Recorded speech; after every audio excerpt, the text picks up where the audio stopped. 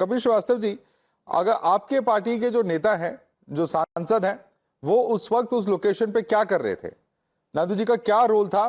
क्योंकि ये भी कहा जा रहा है कि ये कहीं ना कहीं हो सकता है ये प्री प्लान्ड एक कॉन्स्पिरेसी रही हो इस पूरे मामले को लेकर प्रोटेस्ट और वायलेंस फैलाने का। क्या कहेंगे? देखिए, पहली चीज तो ये कह रहे हैं कि प्री प्लान्ड कॉन्स्पिरेसी हो सकती है, नहीं हो सकती है, this is the matter of investigation.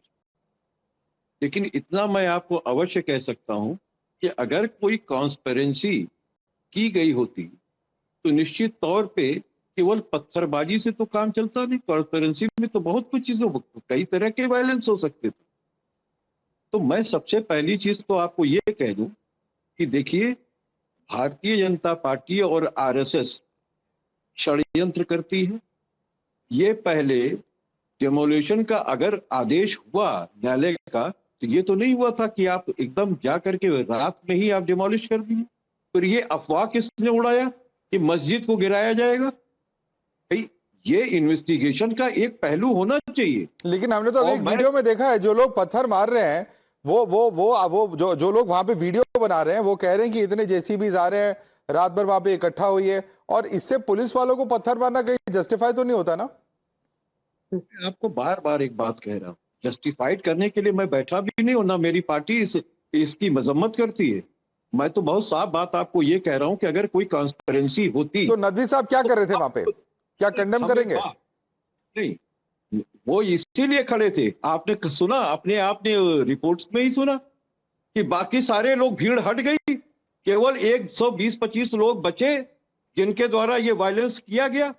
तो ये तो प्री प्लान था। तो अगर था भी किसी की तरफ से, तो वो अफवाह फैलाने वाले लोग थे जो हिंदू मुसलमान कराना चाहते हैं। Okay, Charu, respond to that. अफवाह फैलाने वाले लोग थे, 120 लोग बचे थे और सब लोग वहां से हट गए थे। These are the arguments coming in. It is the BJP RSS that is responsible for it. And also, of course, he says, why were the bulldozers sent in the middle of the night? That's not what the High Court has stated.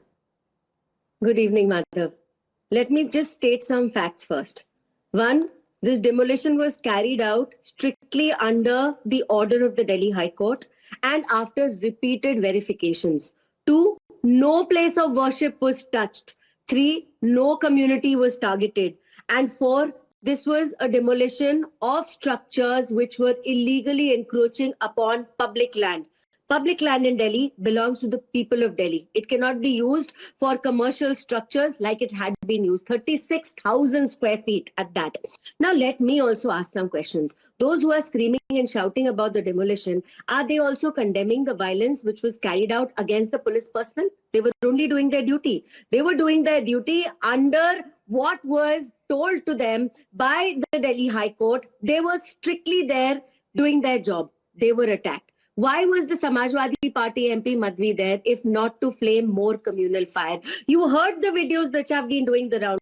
Deliberately, this angle was added. Masjid गिराने आए हैं जी, भागो भागो भागो, जबकि बड़ा clear है, मस्जिद को किसी ने हाथ भी नहीं लगाया।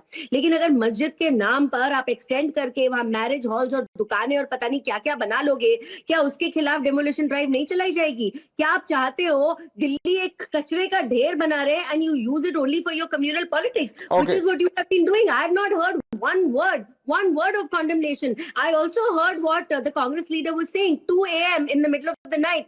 Well, tell me this, Chandni Chowk, Old Delhi, all these areas are highly crowded areas. Okay.